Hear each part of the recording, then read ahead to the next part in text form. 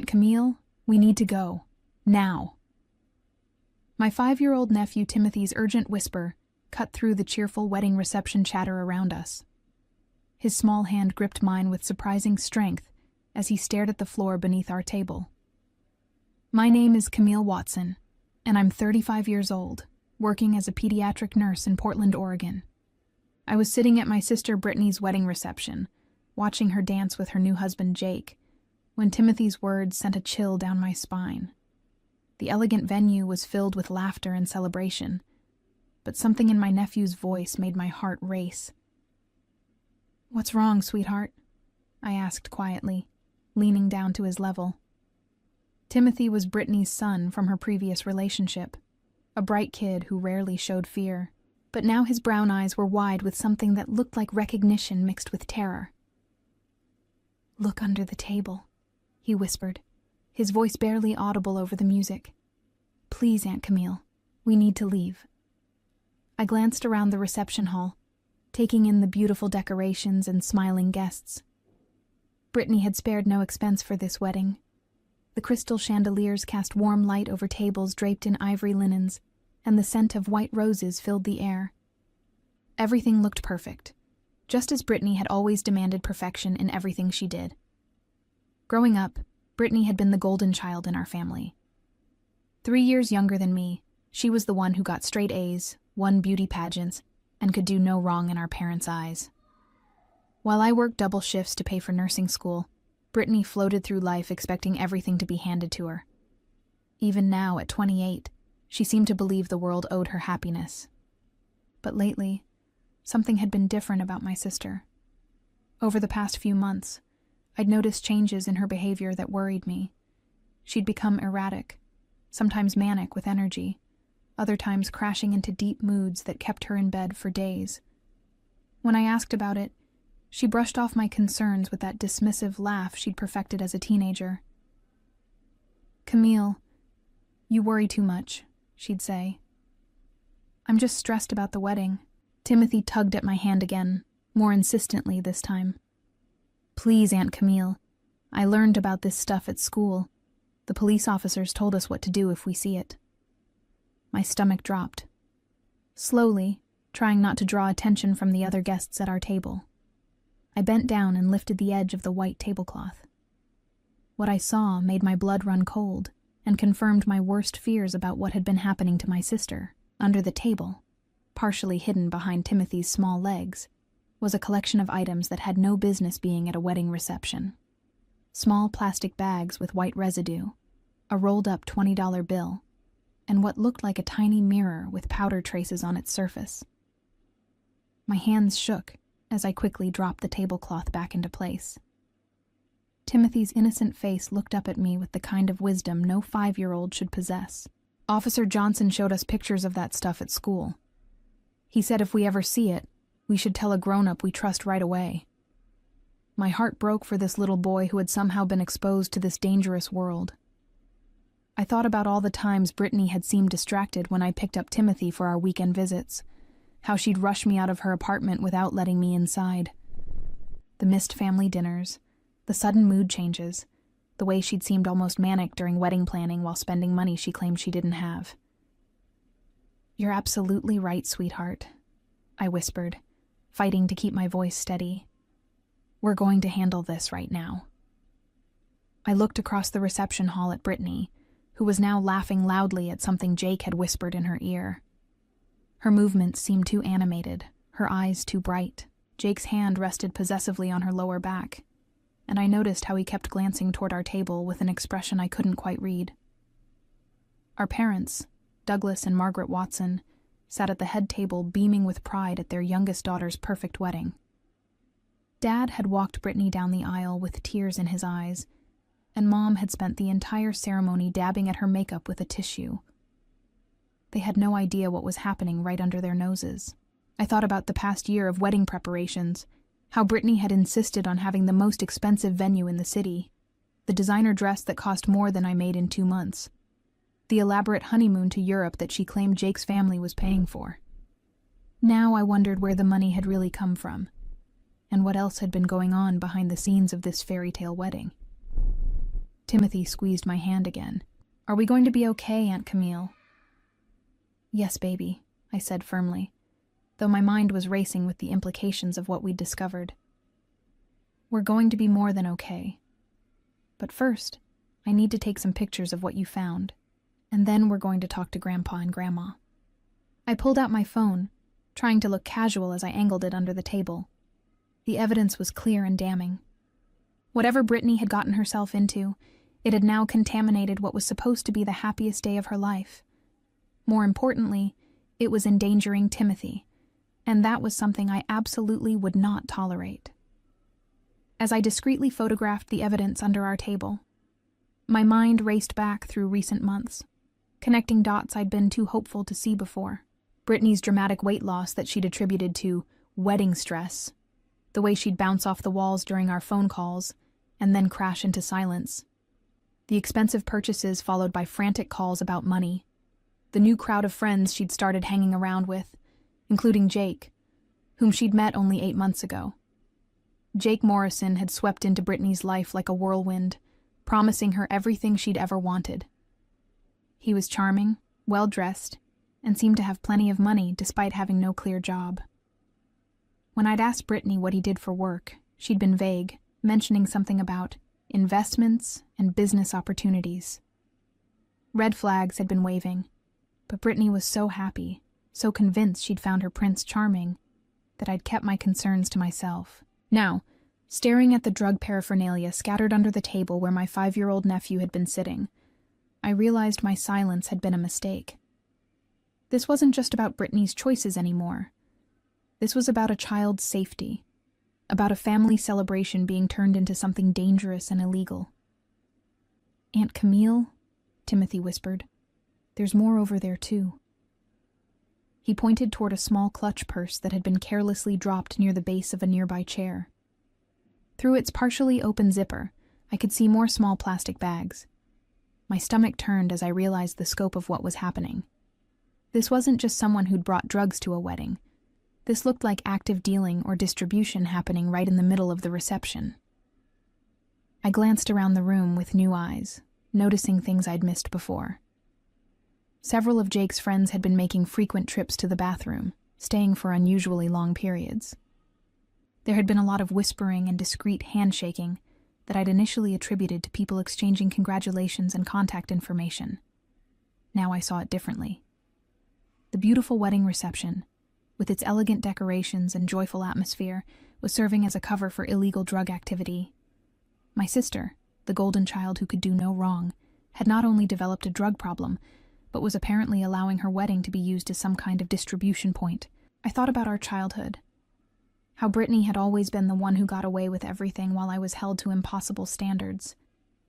The irony wasn't lost on me that now, when she needed accountability the most, she was still managing to hide her destructive behavior behind a facade of perfection. But this time was different. This time, there was a child involved, and that changed everything. I stood up slowly, keeping Timothy close to my side, and made my decision. The golden child's reign of consequence-free living was about to come to an end. Timothy, I need you to come with me to find Grandpa and Grandma, I said quietly, helping him down from his chair. And I want you to stay right next to me the whole time, okay? He nodded solemnly, his small hand gripping mine tightly as we made our way across the reception hall. I tried to walk naturally, smiling and nodding at relatives and family friends, but my heart was pounding so hard I was sure everyone could hear it. As we approached the head table, I caught Dad's eye and gestured for him to step aside. Douglas Watson had been a high school principal for 30 years, and he still had the authoritative presence that could command a room full of teenagers. If anyone could handle this situation with the gravity it deserved, it was him. Dad, I need to speak with you and Mom privately, I said, keeping my voice low but urgent. It's about Timothy's safety. The word safety was like a magic key. Dad immediately stood up, his expression shifting from celebration to concern. Mom followed, smoothing down her lavender mother-of-the-bride dress and looking worried. What's going on, honey? Mom asked as we moved to a quieter corner of the venue, near the coat check area. I looked down at Timothy, who was pressed against my side. Timothy, can you tell Grandpa and Grandma what you told me about what you found under our table? Timothy looked up at his grandparents with serious eyes. There are drugs under the table where we were sitting. Officer Johnson at school showed us pictures so we'd know what to look for. He said drugs are dangerous, and we should always tell a grown-up we trust if we see them. Dad's face went pale. Mom's hand flew to her mouth. Camille, surely you don't think...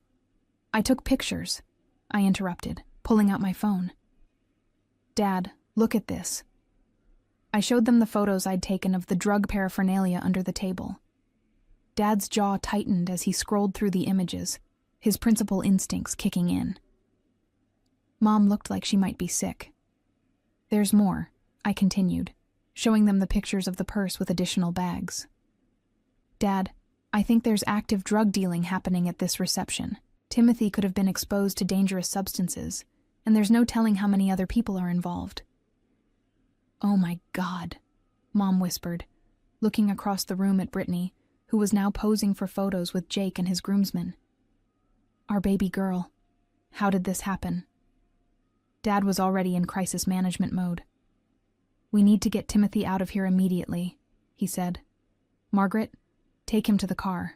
Camille, I need you to stay with me. We're going to confront Brittany right now before this gets any worse. Wait, I said, grabbing his arm. Dad, if we confront her in front of everyone, we could be putting ourselves and the other guests in danger. We don't know how Jake's friends will react if they think they're about to be exposed. Dad nodded grimly. You're right. But we can't just let this continue. There are children here, elderly relatives. If someone gets hurt because we didn't act... I watched as Jake leaned over to whisper something in Brittany's ear, his hand resting on her lower back in what I now realized was a controlling gesture rather than an affectionate one. She laughed too loudly at whatever he'd said, her movements still too animated, her pupils dilated even in the bright reception lighting. I have an idea, I said slowly.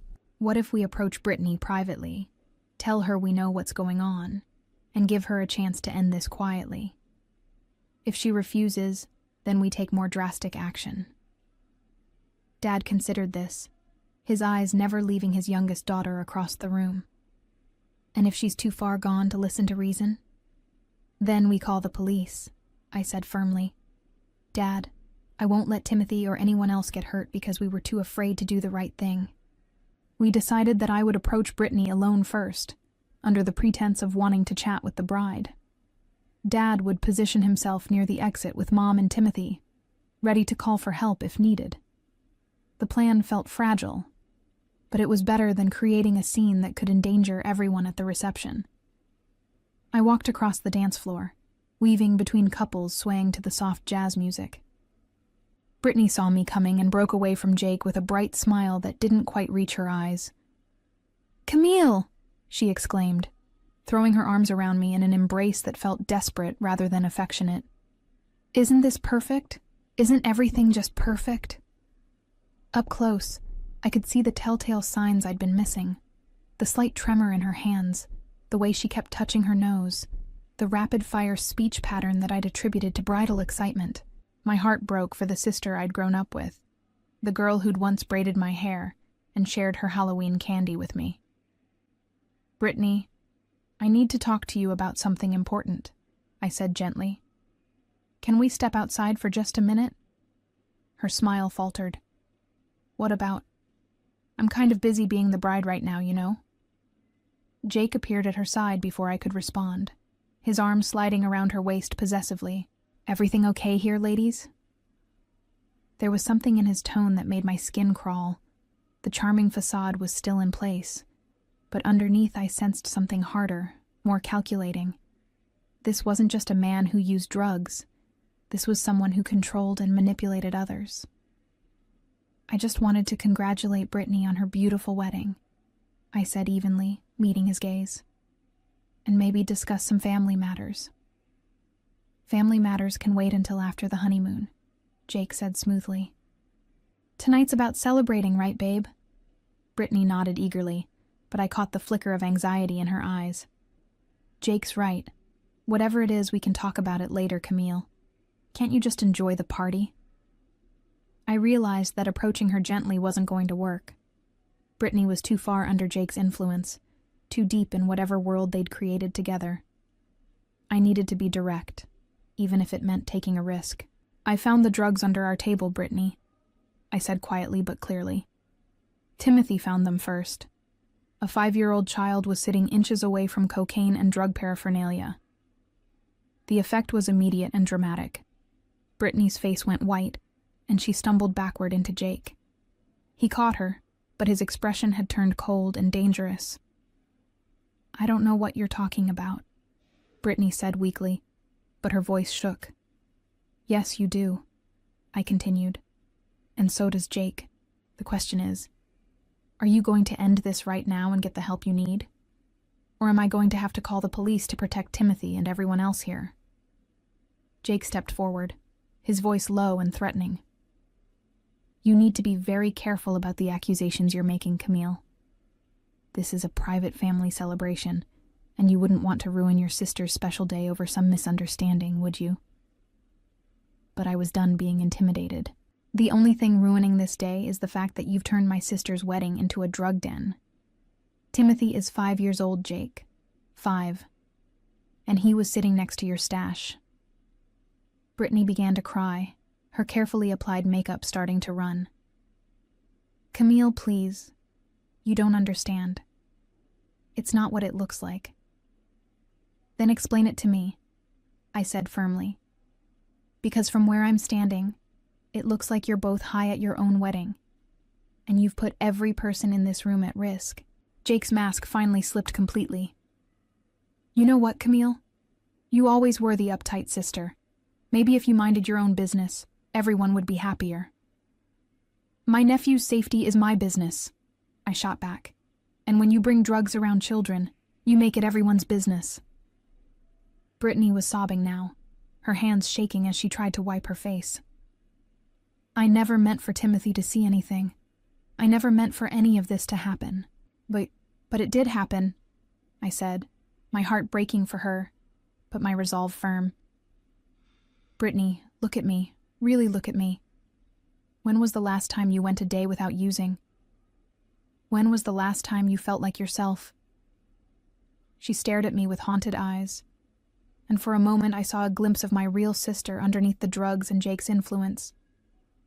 I can't remember, she whispered. Jake grabbed her arm roughly. Don't listen to her, babe. She's just jealous that you found happiness and she's still alone. We talked about this. Your family doesn't understand us. The controlling behavior was right there in the open now, and I realized that Brittany wasn't just struggling with addiction. She was being manipulated by someone who was using her vulnerabilities against her. Brittany, I said urgently, I love you.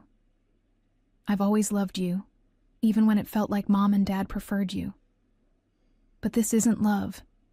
This isn't happiness. Look around you. Your son found drugs at your wedding. Your wedding, Brittany. She looked across the reception hall, and I could see her beginning to understand the gravity of the situation. Other guests were starting to notice our intense conversation, and several of Jake's friends were watching us with obvious concern. I want to get clean, she whispered, so quietly I almost missed it. I've wanted to stop for months, but Jake says... Jake doesn't get a vote in your recovery, I interrupted. This is your choice, your life, your son's safety. Jake's face twisted with anger. That's enough. Brittany, we're leaving, now. But Brittany shook her head, pulling away from him for the first time since I'd approached them. No, I can't keep doing this. Camille's right. Timothy could have been hurt. What kind of mother am I? The kind who can choose to get help, I said firmly. Right now, tonight, we can leave together, and tomorrow we can start figuring out how to get you into treatment. Jake stepped between us again, his voice getting louder. She's not going anywhere with you. You don't know what you're messing with here, Camille." That sounded like a threat, and suddenly I was aware that several of Jake's friends were moving closer to us. The reception was still going on around us, but we were in our own bubble of tension and danger. I looked toward the exit and saw Dad watching us intently, his phone already in his hand. Mom was standing beside him with Timothy, who was safely away from whatever was about to happen. Dad caught my eye and held up his phone, making it clear he was ready to call for help at my signal. I turned back to Jake with newfound confidence. "Actually, Jake, I think you're the one who doesn't know what he's messing with. You see, I'm a nurse, which means I'm a mandated reporter. And Timothy's disclosure of drug exposure means I'm legally required to report this to Child Protective Services." The color drained from both their faces as the implications sank in. Jake's face went from threatening to panicked in an instant. "You can't do that. You'll ruin everything." "Everything's already ruined," I said calmly, pulling out my phone. "The question is whether we handle this as a family or whether I make that call to CPS right now." Brittany looked between Jake and me, her wedding dress wrinkled and her makeup streaked with tears.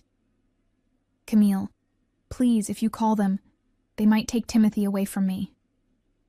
"Then you need to make some very quick decisions," I replied. "Are you willing to go into treatment? Are you willing to cut ties with the people who are feeding your addiction? Are you willing to put your son's safety first?" Jake grabbed Brittany's arm again. "Don't listen to her. She's bluffing. Your family has always been jealous of what we have." But I was done with his manipulation. I gestured to Dad, who immediately started walking toward us with determined strides. Behind him, I could see Mom leading Timothy toward the exit. "Jake, let me introduce you to my father, Douglas Watson. He's been a high school principal for 30 years, which means he's dealt with more drug dealers and manipulative boyfriends than you can imagine. Dad, would you like to explain to Jake what happens when adults provide drugs at events where children are present?" Dad's principal voice carried clearly across the reception area. In the state of Oregon, endangering the welfare of a child in the presence of controlled substances is a felony. Contributing to the delinquency of a minor carries additional penalties, and if any of these substances were distributed at this event, we're looking at trafficking charges. Jake's friends, who had been edging closer, suddenly found other places to be. Several of them were heading for the exits, clearly not wanting to be around when things got serious. Brittany looked at the empty space where Jake's support system had been just moments before. "They're all leaving," she said in wonder. "They're just leaving. Because they never cared about you," I said gently. "They cared about what you could provide for them, but your family is still here. Timothy needs you to choose him." Brittany looked around the reception hall, at the beautiful decorations, the abandoned dance floor, the guests who were beginning to whisper and point. Her fairy tale wedding had become a nightmare, and reality was finally breaking through the haze of drugs and manipulation. "I choose Timothy," she whispered, then louder. "I choose my son." Jake's face contorted with rage. "You're making the biggest mistake of your life. You think your family's going to support you through rehab? You think they're going to forgive you for this embarrassment? I'm the only one who really knows you, Brittany. I'm the only one who accepts you as you are. The way I am is sick," Brittany said, her voice growing stronger. "And you made me sicker. You convinced me that using drugs was normal, that I needed them to be happy. But look where it got me. My 5-year-old son found cocaine at my wedding." Dad stepped forward, his presence commanding. "Jake, I think it's time for you and your friends to leave. The reception is over." "You can't kick me out of my own wedding," Jake snarled, but his bravado was cracking. "Watch me," Dad replied. "Security!" The venue's security team, who had been discreetly alerted during our conversation, approached from multiple directions. Jake looked around wildly, realizing that his control over the situation had completely evaporated. "This isn't over," he said to Brittany. "You'll come crawling back to me within a week. You always do." But Brittany stood straighter, supported by Dad's steady presence and my unwavering gaze. "No, Jake. This is over. All of it. As security escorted Jake and his remaining friends from the venue, Brittany collapsed into Dad's arms, sobbing with a mixture of relief and devastation. The golden child had finally fallen, but she was ready to get back up with help. Jake Morrison and his associates faced immediate consequences when hotel security confiscated the remaining drugs and called Portland police. Jake was arrested on multiple charges including possession, distribution, and child endangerment, while his wedding to Brittany was legally nullified due to his criminal activity during the ceremony. His drug-dealing network collapsed when several associates were also arrested, and he faced a prison sentence that would keep him away from my sister for years. Brittany entered a court-mandated rehabilitation program within days of her wedding disaster, losing custody of Timothy temporarily, but gaining the chance to rebuild her life with proper support and counseling. As I drove home that night with Timothy safely buckled in the back seat, I reflected on how protecting a child had required me to destroy my sister's illusions about her perfect life. Sometimes the greatest act of love is refusing to enable someone's destruction, even when it means becoming the villain in their story, long enough for them to find their way back to the truth.